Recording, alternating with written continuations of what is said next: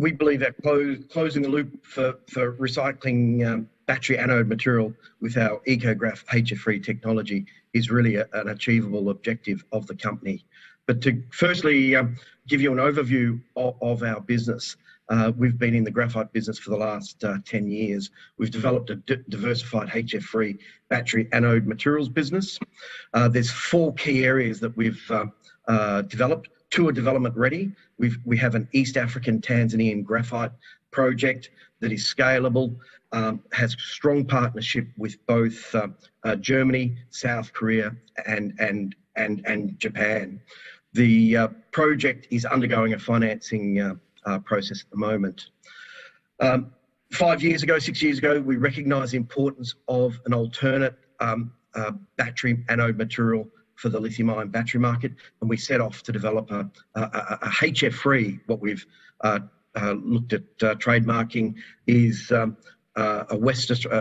process that takes natural flake graphite and produces this purified spherical graphite. Our first facility will be built in Western Australia, and we're looking to expand into the markets as the demand occurs in these European and US markets. The process is very much been developed over a long period of time, and the process has been applied to our lithium ion battery recycling development, where it's early stage. We've completed a significant amount of test work at the lab scale, and we're looking at a pilot scale process now, but to recover the carbon anode material, and that's really the main topic of the talk today, and I'll go through that shortly. But also a 4th part of our business is product development, and we see that's really critical part of our business plan to value add our materials.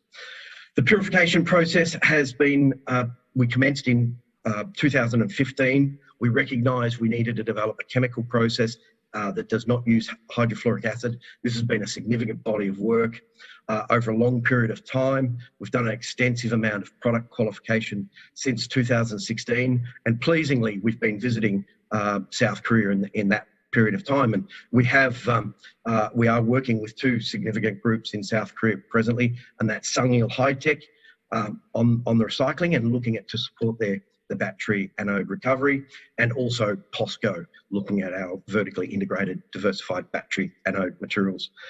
The business is very much for that downstream is very much development ready. I'll first just give a brief overview of our facility here in Western Australia, and I guess we're looking to develop our first facility here in Kwinana, Rockingham, and the reason for that is really it complements the enormous cathode development that we're seeing here in Australia, and we believe, and supported by the government, believe that developing an anode capability is really supportive of that investment, and our development is very much supported, consistent with what the messaging Shannon and Kathleen from Future Battery Industry, CRC, and the critical minerals is consistent with the government support to see battery minerals being value added in Australia. And our facility here in Australia will be one of the first facilities to value add a battery material. We're very well advanced on that development, and we've had strong support from the government. We've received major project status from the federal government and lead agency support from the West Australian government. That's really important with partnering with the government, with partnering with South Korean companies. We see that government connection is really strong and something that we've been pursuing for a number of months, for years, I should say. We've also received, as Kathleen identified, a grant from the Critical Minerals Fund. The development is construction ready, and we're going through the approvals process. We're expecting in the second half of this year construction to commence, and it's a 12-month construction to develop the first 5,000 tonnes, which is our demonstration plant, and then we'll expand to the 20,000 tonnes with the government support. All right, so that underpins the lithium-ion recycling strategy, which we've applied, and we've taken our same processing flow sheet and we're applying that to the recovery of the carbon anode material. And there's enormous efforts now to see greater recycling, and I think we're one of the first movers in looking at trying to recover the carbon anode material. And we've focused really on, we see the two markets, production scrap and black mass, which is after end-of-life batteries. And we're working on both markets, but we see where the biggest impact is the production scrap market. And we've assessed a number of materials and battery materials on the production scrap. And pleasingly, we've been able to clean the material up, whether it's been end-of-life anode slurry or carbon-coated copper foil. We've been able to pick that material up and recover it. And we believe that is, at a lab scale, it is really encouraging. And this is a high finished end product, as most of you will recognise. And we believe our cost-effective purification process can recover the carbon and put it back in. And there's two significant benefits: obviously lowering carbon emissions, which is important, but also lowering costs, which is vitally important and one of the main key themes. We see collaboration to close closing the carbon loop is really important, and collaborating with other industry supply chain partners like the EV manufacturers, the battery manufacturers, the anode manufacturers.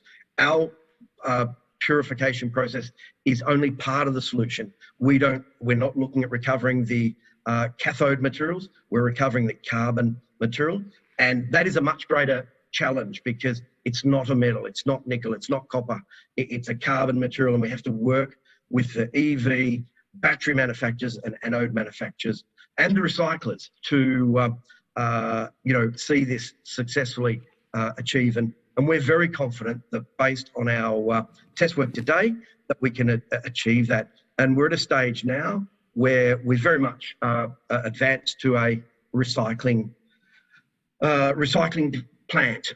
It's a modest capex to invest in. It's the plant will treat 50 to 100 kilos an hour, which can be scaled up to a small demonstration plant to 1,000 to 3,000 tonnes, and it'll utilise our proprietary EcoGraf purification. And it'll be a state-of-the-art facility. Ideally, we'd like to locate it here in Australia, but we're open to locating it in places like South Korea. And this is really much an opportunite that really complements our vertically integrated business. Not all graphite is equal. Graphite's a geological mineral over eons of time, has been created through temperature and pressure. And our Tanzania Ipapanco material has shown to have one of the highest electrochemical performing materials. So we think blending is the solution to greater recycling, closing the loop. And blending our high purity SPG will see greater reuse, greater recycling back into the battery supply chain. But also we're focused on, we realise that not all that material can be recycled back into the battery supply chain immediately. Only small initial parts that can be bled back in, but we're also focused on other markets, and we're working on some other really high value carbon markets we think that we can bleed back into the battery. So our strategy is quite clear. We've got an East African mine in Tanzania that's starting off 60,000 tonnes of natural flake graphite production. That is going to be scaled up to multiple production higher. There is no reason why this mine can't produce 300, 400,000 tonnes of natural flake graphite. And we're going to commence with our first facility here in Australia to produce 20,000 tonnes. And partnering with South Korea makes a whole lot of sense. And given today's topic, partnering with South Korean companies to access these European, US markets that don't have the raw materials. And we very much look forward to continue our relationship with South Korea. And finally, just to give you an overview on how our vertically integrated battery anode material sets out, we've spent a lot of work also evaluating other feedstocks to feed into our battery anode material facility, where we're going to manufacture what we've termed trademark high-density battery anode material and SuperBAM, which is purified spherical graphite that we sell into the battery anode market, where we're working with POSCO presently for their to meet their supply chains. And ultimately, we'd like to see our recycling capability supported, so we can support the battery manufacturers to recycle the production waste and also the end-of-life battery black mass, and support that through greater blending of our high-purity material into the feedstock. So thank you very much for your time. And Ron, thank you. Back to you. Andrew, thank you.